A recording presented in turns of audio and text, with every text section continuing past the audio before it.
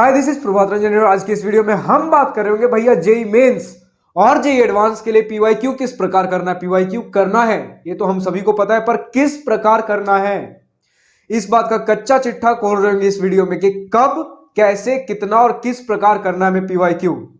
तो कुछ जो मेजर टॉपिक्स होंगे इस वीडियो में जिसके बारे में हम बात कर रहे होंगे वो होगा हमारा कि पीवाईक्यू कब करना है और उसे करने से पहले क्या कुछ चीजें हमारी क्लियर होनी चाहिए। अब जैसे हमें ट्रेन में ट्रेवल करना है ये तो हमें पता है, लेकिन ट्रेन में ट्रेवल करने से पहले क्या कुछ रिक्वायरमेंट्स है। टिकट कटवानी होती है, ट्रेन में लेकर जाने के लिए कुछ सामान चाहिए होता है, तो ये सारी चीजें प्री रिक्विजिट्स हैं। तो हमारी प्री रिक्विजिट्स क्या होनी चाहिए पीवाईक्यू करने से पहले वो बात कर रहे होंगे।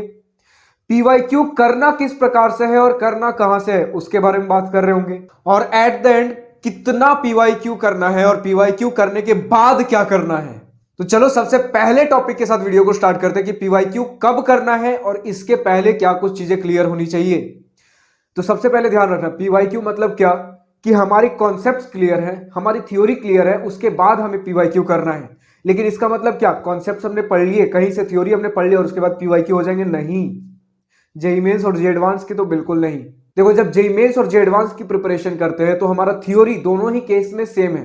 तो थ्योरी हमने कर लिया, उसके बाद अगर हम बात करें मेंस की पीवाईक्यू की, तो अगर थ्योरी का लेवल यहां है तो मेंस का पीवाईक्यू का लेवल यहां है। इसके बीच एक ब्रिज है, यानी कि इसको और इसको करने के बीच एक ब्रिज पे चलना होता है। ब्रिज का नाम है हमारा एनसीईआरटी। अगर किसी अच्छे कोचिंग को फॉलो कर रहे हो तो उसके मॉड्यूल में भी थ्योरी और मेंस लेवल के पीवाईक्यू के बीच में कुछ लेवल ऑफ क्वेश्चंस होते हैं, लेवल 1, लेवल 2।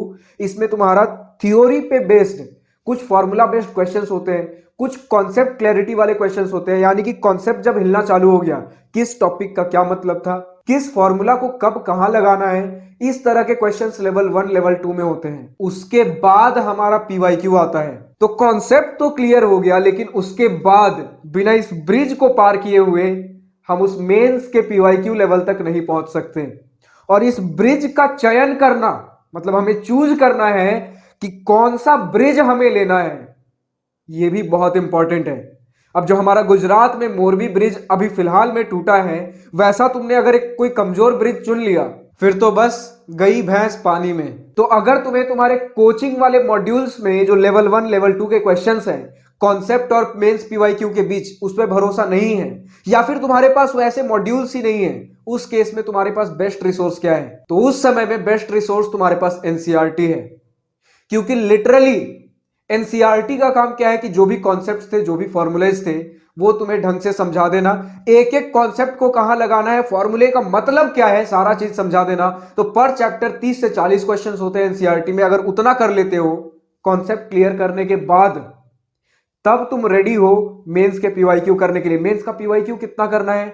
60 to 70 पीवाईक्यू, बस, इससे ज्यादा जरूरत नहीं है। लेकिन हाँ, इससे ज्यादा अगर कर लेते हो तो पीवाईक्यू करने में जो फ्लुएंसी आएगी ना, वो और इंक्रीज हो जाएगा। लेकिन 60 to 70 पीवाईक्यू में each and every concept, almost 95% questions तुम बना रहे होगे उस पर्टिकुलर चैप्टर से। तो किसी भी चैप्टर से एनसीईआरटी करने के बाद मेंस के 60 से 70 पीवाईक्यू लगाने हैं, और अगर करने का मन हो तो रिकमेंडेड 100 पीवाईक्यू है, उतना मोर देन सफिशिएंट है। देखो, एनसीईआरटी करने के बाद जब मेंस के पीवाईक्यू करोगे तो शुरू के 10 से 15 क्वेश्चन में दिक्कत आएगी, पर चैप्टर 10 से 15 क्वेश्चन में दिक्कत आएगी, क्योंकि तुम नए नए चीजों को भी फेस करना चालू कर रहे हो, तुम्हारे लिए चीजें नई हैं। लेकिन जैसे जैसे उस चीज को फेस कर लोगे फिर चीजें नॉर्मल हो जाएगी। जैसे हमने ट्रेन का एग्जांपल लिया था, तुमने टिकट कटवा लिया, जो भी खाने का सामान, कुछ कपड़ा वपड़ा लेकर के जाना है, सब तुमने रख लिया।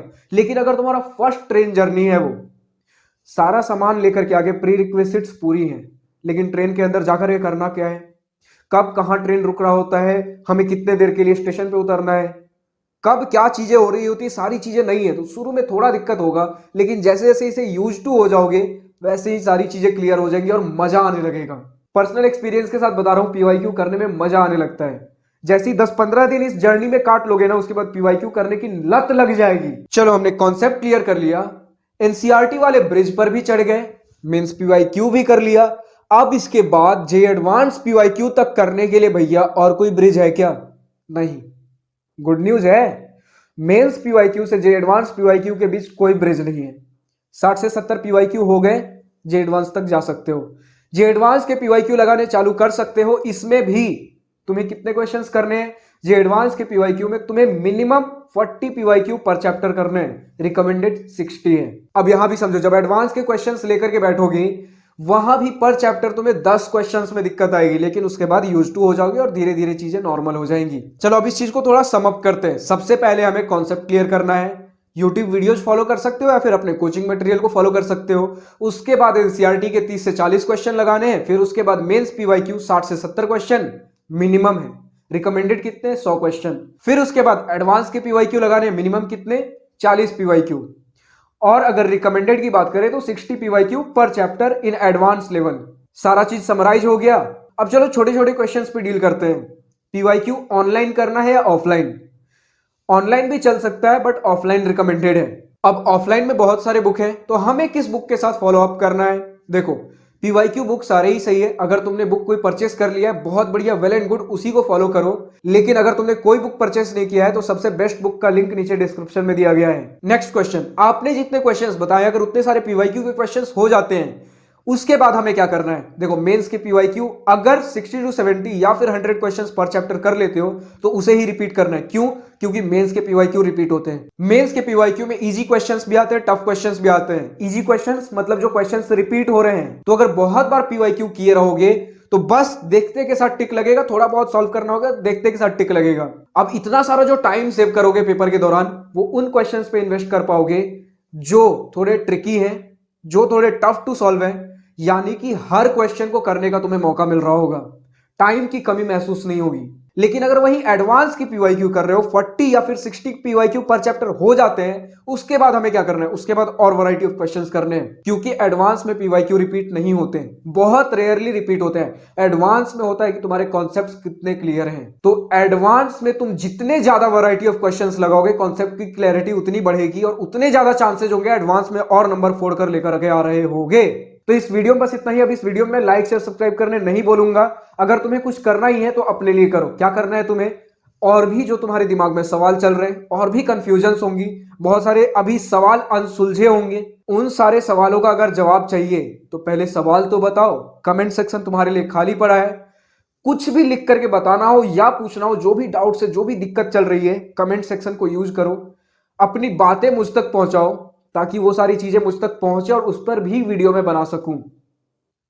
So thank you for watching this video. Goodbye. Have a nice day. Wish you all the best for future. Enjoy your journey.